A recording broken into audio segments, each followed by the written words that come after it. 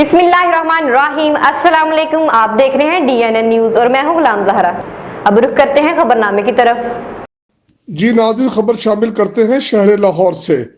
Back side Niazi अड्डा बंद road, Arshad चौक से लेकर 60 फुट रोड पर नाजायज तजावुज़ात की वजह से लोगों का गुजरना मुहाल है।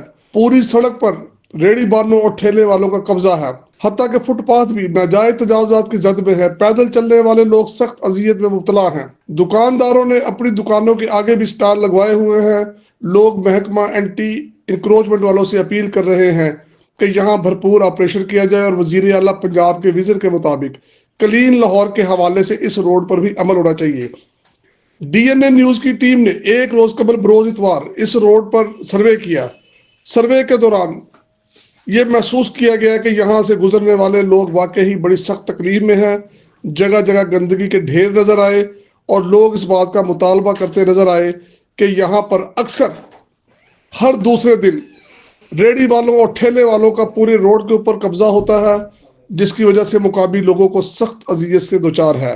लोग मुतालबा कर रहे हैं वजीर आला पंजाब से कि यहाँ भरपूर ऑपरेशन किया जाए और लोगों को इस तकलीफ से निजात दिलाई जाए। खसूसी रिपोर्ट, नुमाइंदा DNN न्यूज़, आरिफ खान, लाहौर। अब तक के लिए इतना ही। मजीद खबरों के लिए हमारे साथ रहिए।